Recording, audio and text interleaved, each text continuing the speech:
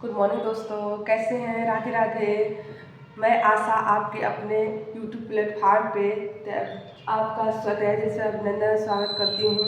जैसा कि देख रहे हैं बोर्ड पे, आज मैं होम साइंस का टॉपिक यूएनओ अर्थात जो अंतर्राष्ट्रीय संगठन है, एक जो अंतर्राष्ट्रीय तौर पे काम करता है, ठीक है, उसका एक टॉपिक यूएनओ का उठाई हूँ। इसको आज हम चर्चा करेंगे और कल इसके बारे में और भी आगे बढ़ते रहेंगे।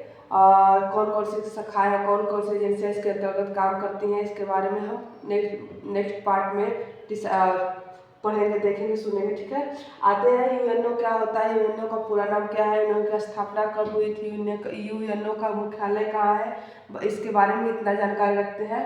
यूएनओ जिसको हम बोलते हैं United Nation Organisation, United Nation and Organisation इसका पूरा नाम होता है। यूनाइटेड नेशन एंड ऑर्गेनाइजेशन यह एक अंतर्राष्ट्रीय संगठन है। यह एक जो यूएनओ है यह एक अंतर्राष्ट्रीय संगठन है जिसकी स्थापना 24 अक्टूबर 1945 में हुआ था। 24 अक्टूबर 1945 को किया गया था।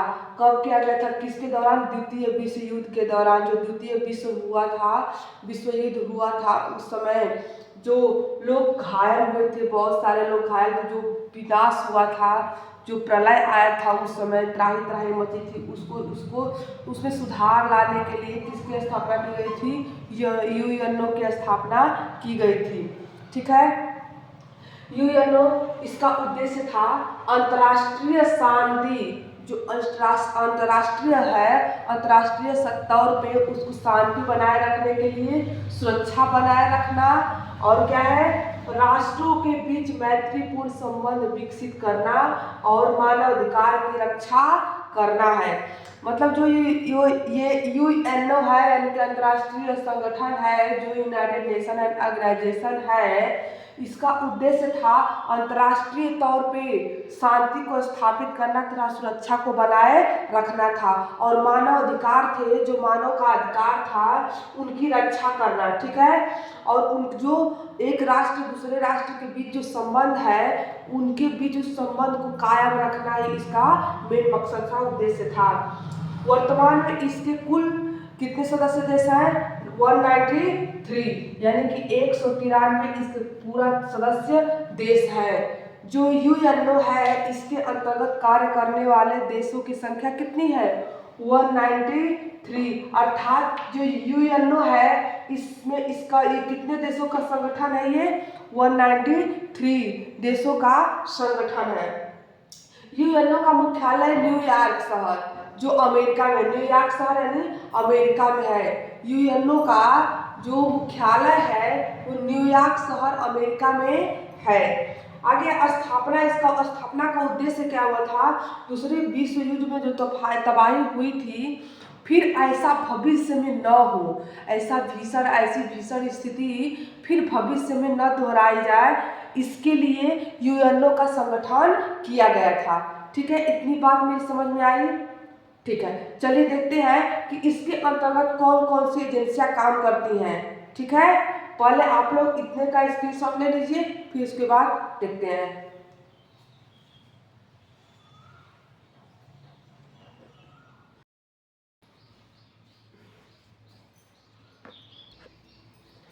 उम्मीद है स्क्रीनशॉट ले लिए होंगे।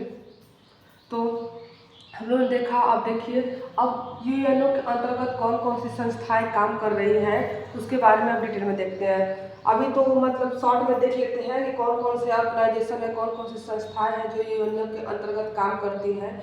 फिर उसके बाद एक एक करके उसके बारे में डिटेल में हम लोग जानकारी प्राप्त करेंगे। देखिए, यूएनओ है यूनाइटेड नेशन एंड ऑर्गेनाइजेशन। अब देखिए उसके बारे में क्या कर रहा है।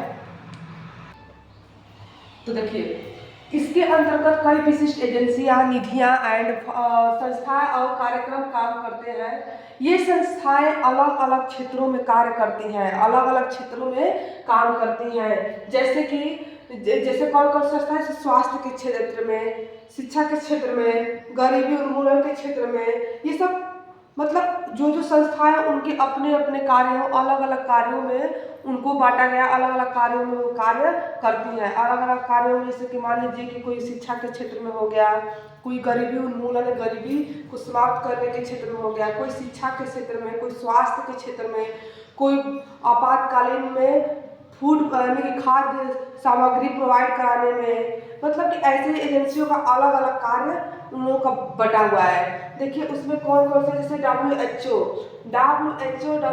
का पूरा नाम क्या होता है? World health organisation. WHO का पूरा नाम क्या है? वर्ल्ड हेल्थ ऑर्गेनाइजेशन, ठीक है। यानी कि WHO का पूरा नाम वर्ल्ड हेल्थ ऑर्गेनाइजेशन है। इसका कार्य क्या है? वैश्विक स्वास्थ्य एवं महामारियों पर काम। ये वैश्विक स्वास्थ्य, वैश्विक स्तर पे, विश्व के स्तर पे क्या करता है? जो भी महामारियां होती हैं उस पे कार्य करता है, उनके स्वास्थ्य पे, चाहे महामारियों को खत्म करने के दिशा में काम करता है WHO।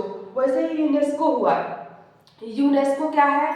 United Nation Educational Scientific and Cultural Organisation.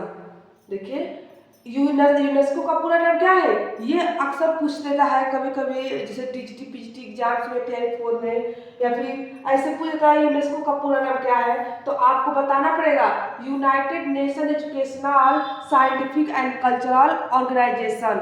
इसका यूनेस्को का पूरा नाम है। ये किस क्षेत्र में कार्य करता है? देखिए शिक्षा हुआ, विज्ञान हुआ और संस्कृति माध्यम से शांति को बढ़ावा। जो भी शिक्षा हुआ है, शिक्षा है, फिर से उसके बाद विज्ञान के क्षेत्र है, सांस्कृतिक क्षेत्र है, उनके क्षेत्र में क्या करता है? वो शांति को बनाए रखने के लिए कार्य करता है, ठीक है। कौन? यूनेस्को। अब आते हैं फाओ के बारे में। फाओ क्या है? अब फाओ के बारे में जानकारी लेते हैं। देखिए FAO food and agricultural organisation. Food and नाम से ही पता है, फूड यानी खाद्य के क्षेत्र में कार्य कर रहा होगा ना। फूड एंड एग्रीकल्चरल ऑर्गेनाइजेशन यानी दुनिया भर में भूख मिटाने और खाद्य सुरक्षा सुनिश्चित करने का ये प्रयास करता है। ये संस्था दुनिया भर में क्या करती है? दुनिया भर में भूख मिटाने और खाद्य सुरक्षा सुनिश्चित करने के क्षेत्र में कार्य करती है। फाओ, ये फाओ का कार्य है, फूड एंड एग्रीकल्चरल ऑर्गेनाइजेशन, ठीक है। अब इतना है WHO, यूनेस्को, फाओ। और भी ऐसी संस्थाएं हैं जैसे केयर हो गया, यूनिसेफ हो गया, ठीक है, WEP हो गया, ये सब आते हैं। ये NEP हो गया, ये सब ये सब जैसे कि UNEP है, ये NEP नहीं, UNEP किसके क्षेत्र में? ये सब भी इसी के अंतर्गत कार्य करने वाली संस्थाएं हैं। तो आप लोग इसका स्क्रीनशॉट ले लीजिए और फिर उसके बाद उन सबको भी देख ले हम लोग, ठीक है।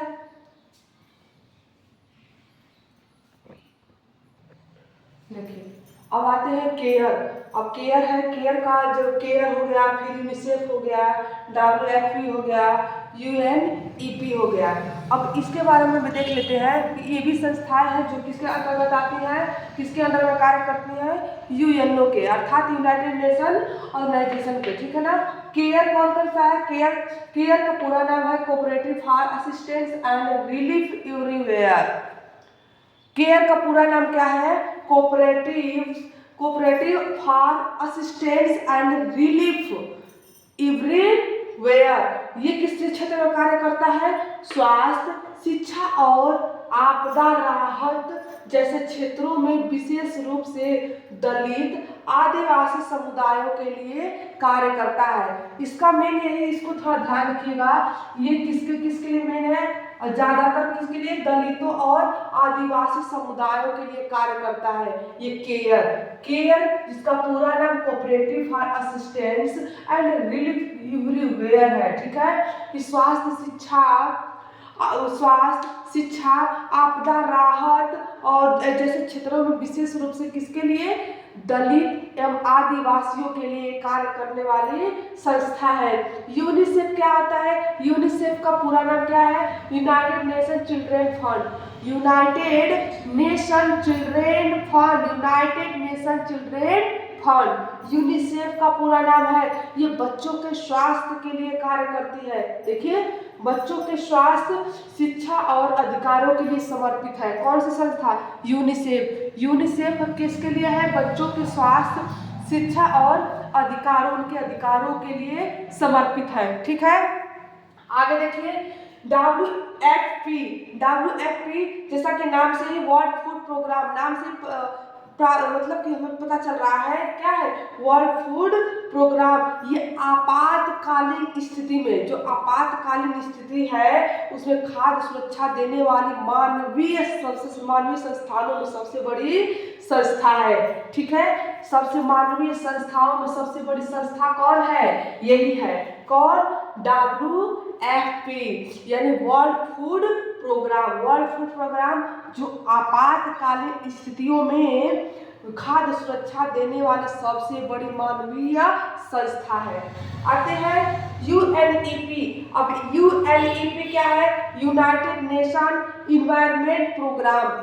ठीक है, यूनाइटेड नेशन इन्वायरमेंट प्रोग्राम, ये है UNEP, United Nation Environment Programme. ठीक है, ये वैश्विक पर्यावरण नीतियों के समन्वय के लिए जिम्मेदार है। वैश्विक पर्यावरण, जो विश्व स्तर पे पर्यावरण है, उनकी नीतियां क्या क्या है, उनके समन्वय के लिए कौन जिम्मेदार है? यही यूनाइटेड नेशन इन्वायरमेंट प्रोग्राम। ठीक है, तो आप लोग कमेंट सेक्शन में जरूर बताइएगा कि मेरा यह आज का टॉपिक कैसा लगा आप लोगों को। ठीक है, अब कल जो है इसके आगे इसके बारे में जो संस्था बताए हैं, इन संस्थाओं के बारे में डिटेल में पढ़ेंगे। आज के लिए बस इतना ही। नमस्कार।